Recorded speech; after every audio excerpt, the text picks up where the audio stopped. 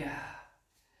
Namaste. So in previous video we practice how to do the Ustrasana, also combined sequence. But remember, whenever you do back bending na, always remember not to forget the twisting. Okay? So now she is going to twist here now. Have a look. Twist leg here, hips here, this side. So yes, legs open here. You can use Vakrasana or Ardha Machandrasana. Perfect for the balancing here. So both legs straight first here.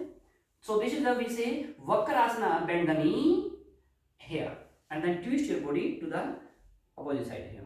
So this is Vakrasana, you can cross the feet or without crossing feet, but twisting is very important. Always remember, if you are doing back bend, twisting, don't forget twisting. Okay, hold there for a while.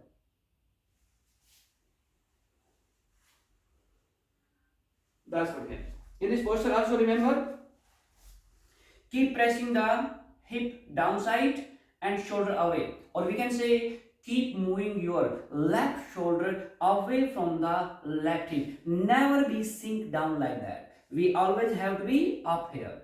If you are helping someone, so you can press the this side, this thigh by your leg and then open the chest more and more. That's our purpose. Opening and twisting here. This is a one posture. We say Vakrasana. Second, we will combine opposite side. We say Ardha Machandrasana. In this one now, so this is the same. But if you fold the leg like that, this is the Ardha Machandrasana, and we twist opposite. So same with my knee. I am going to press her side. So can you show this posture? This side, please. That we can show. There, here. No, here. Yes. Okay. Yes. So twist here.